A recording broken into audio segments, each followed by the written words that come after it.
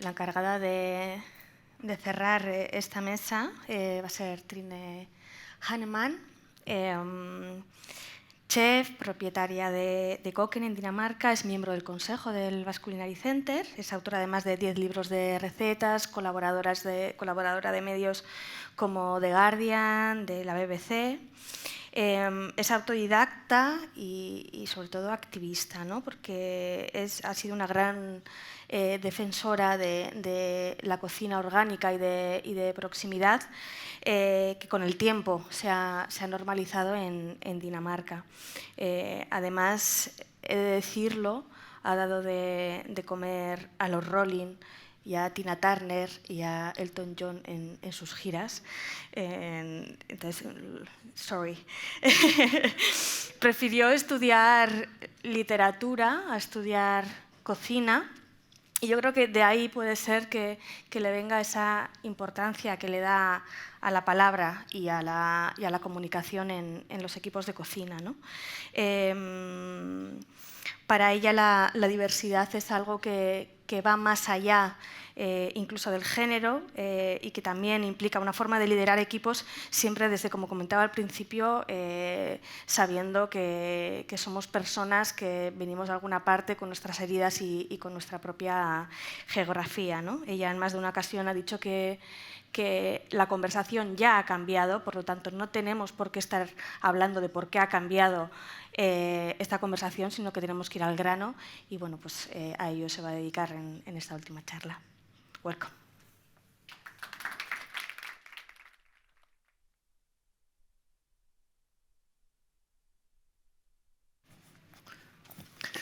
Hi, everybody. I don't speak Spanish, so I'm going to do it in English. I hope that the introduction was true. Thank you so much. It sounded amazing. And first of all, like everybody else, I also have to thank the Basque Culinary Center. And Jose, where are you? Are you in here? Are you there? For asking me to be part of this global international project. Because to sit at that table with, I'm not going to say chefs, I'm going to say human beings, because we are not chefs. That's our work. We are people that sit around that, and we have a vocation and a passion, but we sit there together with views from all over the world. What we need in Brazil and in Denmark and in Australia and in Spain is not necessarily the same. So to get all these different perspectives in when we have the discussions, that is an eye-opening thing, and just listening to it makes me a more enhanced and clever person after every time. But I am going to be the hair in the soup probably today, because I'm going to talk about women in the kitchen. We've had a Me Too movement going on for a long time, and it kind of moves around in the countries, and then it explodes, and it goes down a little, and then it explodes again. I think it's exploding in Copenhagen right now. And you never know why it happens. Was it that person or that person? But no matter what, we will always have a problem if we don't have diversity in our kitchens. And that goes for gender, and now gender is so many different things, so it is even more complicated to think about. But if we don't make sure that we have that diversity for our companies, we don't have the talent that we want to move forward. Because there is talent in every group, everywhere, that we can work with and move forward. And that is why I think it's so important. It's important to talk about, and it's important to put an emphasis on. But one of the reasons why I know I was asked to talk about this, I've talked a lot about it and written about it, but something happened lately. Because I wouldn't be standing here if it wasn't for the New Nordic Movement. You all have heard of Noma, René Redzepi, Klaus Meyer, this revolution that happened in Copenhagen. And it started 20 years ago with something called the New Nordic Manifesto. And this was a groundwork that was paid for and laid down by the Nordic governments, paid with taxpayers' money. We have to remember this when we tell this story. And I became aware of it together with a group of my colleagues, mostly female. And it was presented that 10 chefs from the Nordic countries were going to gather and talk about how do we change the direction of food and the food movement in the Nordic countries. You can guess what? Were there any women in the 10 people who were picked? No. And I can tell you, that's 20 years ago. That's not even a century, you know? That's not that long ago. I was in shock. So was my colleagues. So we contacted the people in charge, mostly Claus Meyer, and said, this is a problem. How come that you are not asking women to join this? We're right here. We want to play with you. We want to be on this journey. We want change, just like you. We want to feed the children, eat better, have top-end restaurants. We want all of it. And the answer we got was there is no women in Scandinavia, Nordic countries, qualified to be on this board. So you can guess how that went down. So we got angry. Anger doesn't help. It's much better with dialogue. But with that anger, there's energy, and something really amazing came out of that. We all met up, the women, and we decided to create an organization called Belly Rebellion. And we wanted to include all the women from the industry. And I'm talking about all when we talk, also the people who cook the food in the hospital, in the nursery, in the elderly home, but also in the top-end restaurant. And there were women, really women, who had top-end restaurant, who didn't have Michelin stars necessarily, but were working in that end. So we took the whole spectrum, and we invited everybody, and it happened to be 2 weeks before the 8th of March, so we decided to meet that day, and 800 women, people, came, and we invited speakers, and we had workshops, and we were dancing, and we had the best day ever. That NGO worked for 8 years to improve the food culture, the food quality for meals in every level, government, private, and so on. We started food markets, we worked with organic, and we did so many different things. That was fun. And then we all got a little bit too busy, so we handed over the NGO to the Department of Slow Food in Denmark. That really made sense. We had some money, and there were people who really wanted to continue. So something really good came out of it. And now it's been 20 years, and we have this anniversary of the New Nordic Manifesto. And then Lisa Abend, who is a very well-known journalist, she wrote a piece about this and what happened. And I've had a lot of interest, a lot of comment, lots of people writing to me saying, can that really be true? And it seems weird, but it is true. And why it's important, it's not important to run after, I'm not interested in running after individual, even though I got really mad at Claus at that time. That's not what's important. It's important is that we talk about the structures. What is it in the structures that makes it difficult for women, doesn't matter which industry, but now we're talking about our industry, the food industry, to move forward and get the same opportunities as men? There will always be women who says, I had opportunities, I had my career. Yes, of course, because you worked for it, you were lucky, you had people who supported you.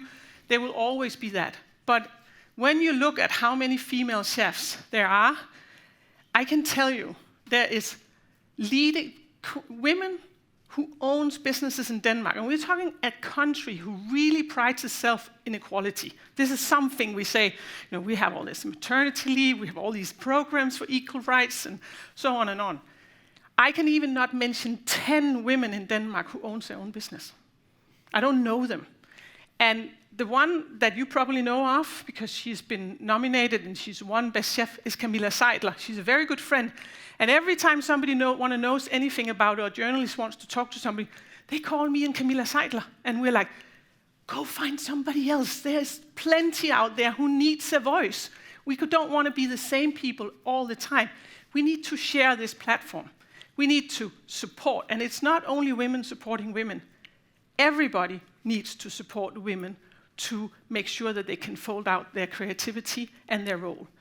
And some of the very important things here, and I'm looking at the time, because I can talk for a very long time about this, it starts with investment. It starts with finding the site you want to open up your restaurant. It is all of that.